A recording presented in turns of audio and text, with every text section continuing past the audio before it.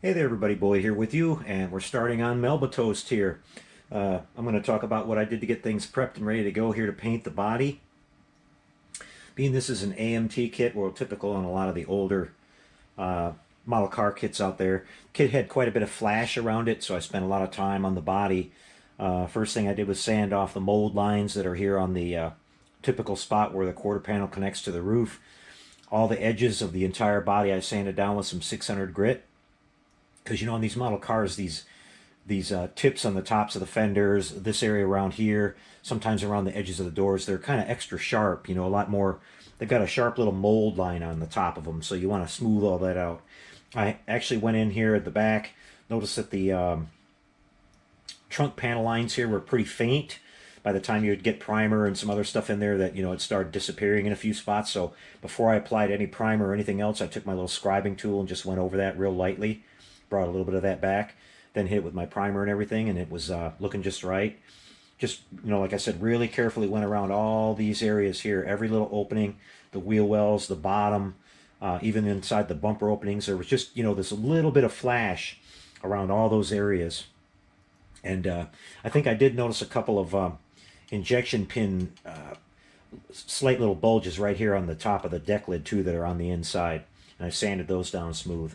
And they may not be there on the kit you get, but just keep your eye out for that if you're working on this kit. But it cleaned up really nice. You can see I've got the hood down here.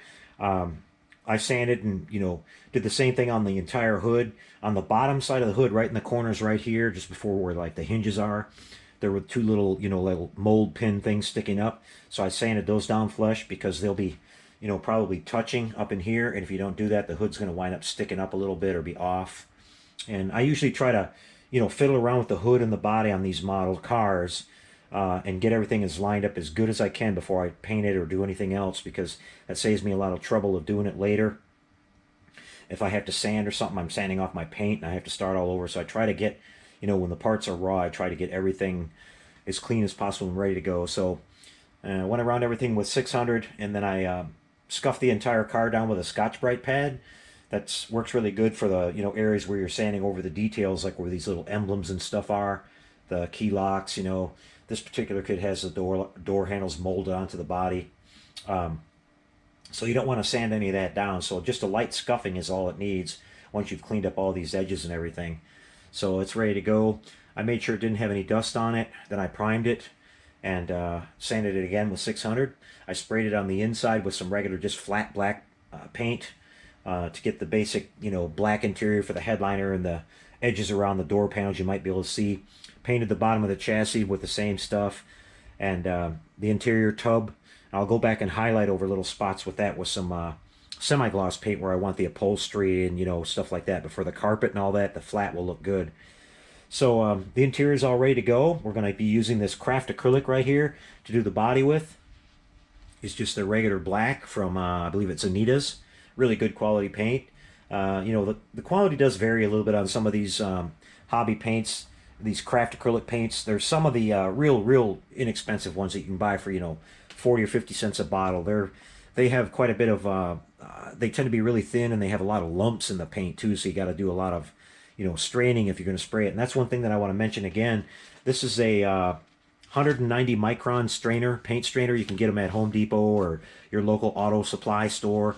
I use these on this paint every time, even if these bottles are brand new. Like when I mix this up, I thinned it down to where it'll spray nice in my airbrush. I'm using an Iwata Neo, which has a little bit bigger needle. It works really good for these craft paints because you have to spray these a little bit thicker. They just do not cover quite as well as your regular, airbrush paints that you're used to working with that are solvent-based or whatever. So you got to spray on really light coats and slowly build it up. But even brand new bottles of this stuff will have little chunks in the paint, and they're still there after you reduce it and everything. So take that extra step. I just mixed it all up and got it thinned, and then I poured it from one cup to another with a strainer in between and got it all cleaned up, and there's no chunks or anything in there. So when I spray this on my body now, I won't have to worry about any of that garbage getting on the paint job. We're going to seal this up after this is all dry with a coat of Duplicolor regular satin finish, and that's going to be my seal coat here on top of this craft paint, because this is water-based, and I'm going to be applying decals on top, the white SS stripes, and I think there's a few emblems here and there. And you don't want to do that over the raw craft acrylic paint without a sealer on the top, because being it's water-based, you could put slight little stains in it with the water and everything. It'll kind of like almost reactivate it. So we're going to put that satin clear on there to do our decal application. Then we're going to come back and do the automotive 2K clear, two-part, catalyst clear that will give it a really nice, beautiful gloss finish. And that's a really, it's a much more durable and hard shell that it forms in any kind of the spray can clear coats that you can use.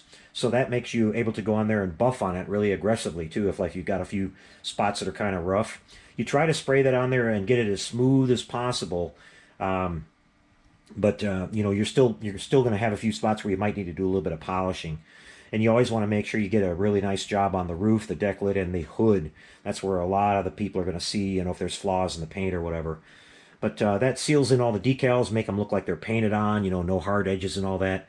It kind of depends on how thick the decals are and how far you want to go, how crisp the detail is on a model, with how many coats of clear you can put on, because that stuff is a little thicker than regular clear. If you start putting too much, you're going to start burying some of the, these little emblems wouldn't take much to completely bury those if you go too crazy with it. But I've had a lot of practice with it, so I'm kind of used to how much I can get away with and whether I'll need to polish. It dries really fast with the catalyst, so like if I spray it in an evening, probably by the evening of the next night it'll be dry enough where I'll be able to come back and polish on it and get it all cleaned up. We'll show you some polishing techniques on this after we get it painted and everything.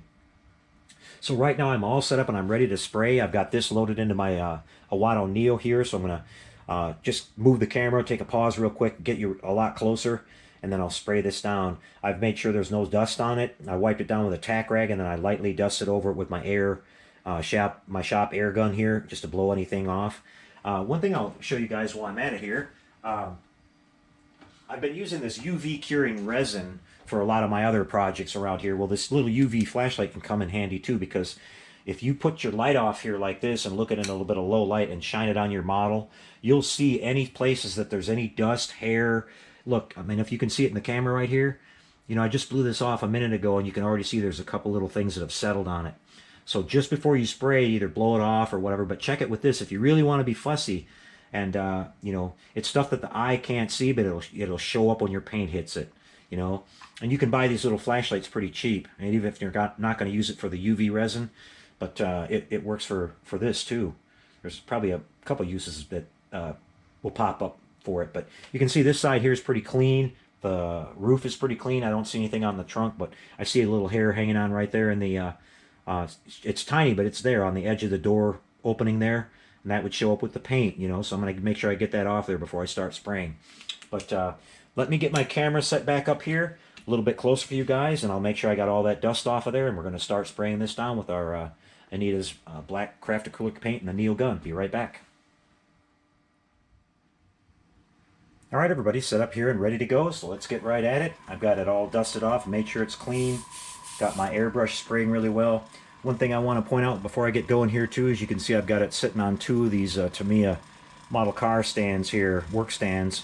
I like to get these up really nice and high in the air when I'm going to spray these, because one of the things that we often miss a lot when we paint these car bodies is along these bottom edges down by the rockers and where the fenders curve to the bottom side. We tend to either, get really light in that area or not cover it at all. So I tend to have it up in the air like that and then work my way from the bottom to the top.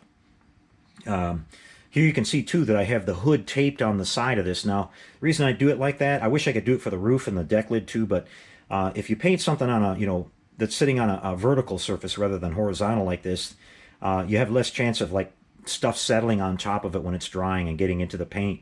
So whenever you can hang parts like this, we used to do this on the real thing in the shop. If we painted fenders and doors and stuff, we'd always hang them up and paint them that way. And you got a lot less debris in the paint. But enough talking, let's go. Let's get going here. I'm going to start on the back and just work my way to the front here, just doing a real light mist coat to begin with. Not looking to pile my paint up at all, or I'm not looking for it to be pretty. I just want my paint to get a chance to meet its new surface here, the primer, and get used to it and settle down. And then, of course, it'll dry really fast here with just a nice little mist coat on it, too. Just going over it and covering it. A little heavier here and there, but You get the general idea. Yeah, I can tell I'm almost a little bit too much on the thick side with my paint. So that's okay. This is kind of like just a little guide coat, if you want to call it that. Misting over it. I'll get enough on the roof.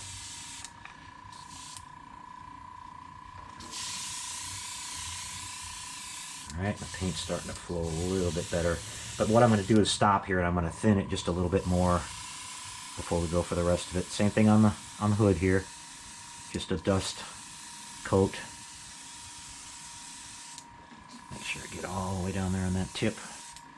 Okay, we'll give that just a second or two. Actually, I'm going to use my heat gun here to help it just a little. If you're going to do that, if you're going to use a heat gun or a hair dryer on these things, especially these cars, be really careful and don't stay in one place very long. I'm running this at very low heat. You don't want to stay too close, and you could easily melt these little A-pillar supports here. They're really thin and fragile on these car models, so don't get anywhere near those if you possibly can, and just, you know, dust over it really safe. Hair dryers, you don't have as much of a chance of melting stuff. This is a regular heat gun, but I'm pretty well used to it. Hair dryer actually works a little better because it's got a stronger blower in it than these do. This mainly puts out a lot of heat. So, but you can see it's all curing up really nice. It looks more like kind of a gray color now. I'm just looking for any of the wet spots where the paint's still standing and touching up a little bit here. So far I'm not seeing any debris or anything in our paint, so that's good. And nothing sticking to the car. Alright, one more little shot here with the gun over the hood. Okay, I'll just take this really quick and put it back in my cup. Yeah, it was definitely a little bit too thick. So let me get a little bit of I'm just using regular tap water, you guys, to thin this paint. So I keep it in this little spray jug here, and I just squirt a little in there. I don't have to worry about straining again because I know that's clean on the inside. And I'm just gonna do my brush dipping test here again. That's kind of how I figure out how, you know, thick my paint is, by letting it drizzle down the side of the cup. And it's looking a lot better. That should spray pretty good. But again, this paint you tend to have to spray a little on the thinner side, and it doesn't cover as well. So you have to work with that, you know, and you can't put big heavy coats. You have to build it up a little at a time. Be patient with it. Other than that, though, it's great. I mean, the results when you're finished, I've always been really happy with. This is great paint. Dries really smooth. It seems to be non-reactive to any kind of top coats I've been using. You know, any primers or sealers or anything like that. So yeah, it's really, really good stuff. Okay, let's hit it again. We'll hold off on the heat gun until we lay down a little bit more. Again, starting on the bottom again. Yeah, I'm getting a lot better flow here now. Okay, that's why I'm even being more careful about not going too heavy. And then I'll get my chance for my compressor to catch up a little bit here too. Keep my pressure even.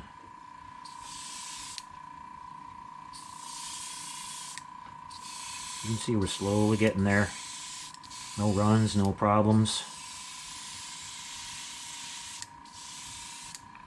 Along in this area right here.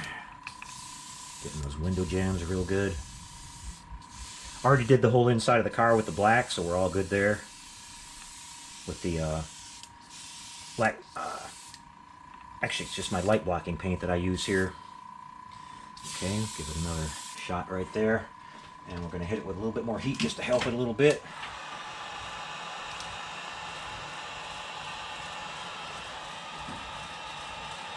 Yeah, this will, you guys start trying this stuff and actually spraying it. Like I said, pay attention to, you know, making sure it doesn't have any debris in it. And you get really, really nice, smooth, like a nice satin black paint job out of this. And then when you put your clear over it, it looks dynamite. It looks just as good as any kind of other expensive hobby paints that are out there, or even car paints. You just got to be, you know, like I said, you just got to work with it and be patient. Definitely worth a little extra time for the price of this stuff. And they've got so many colors. I mean, they just have an unlimited amount of colors. All kinds of great metallics, even some chameleon colors. I love this stuff. Okay, Forgot to hit the hood, but we'll hit that again one more time.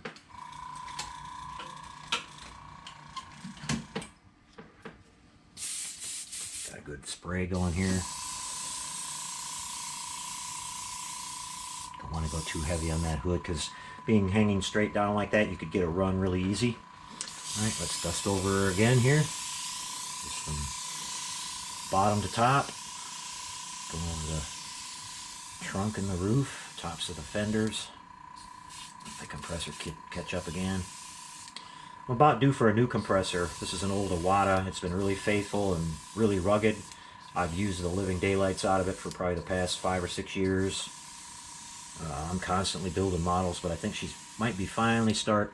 I know she takes longer to pump up and stuff, so I might buy one of the new pancake type compressors that'll run on 110 that has a actual air tank with it and everything, but it's got an outlet for a you can regulate the pressure down really low for like an airbrush, and use regular shop tools with it too, which is really cool combination.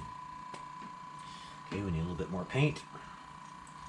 I think that's what I'll go with next time, pretty soon in my future, I think. Okay, let's get the back part of this trunk across the top. Yeah, it's really coming around now. You can see it's a nice solid black color. Okay, let's get that hood once more.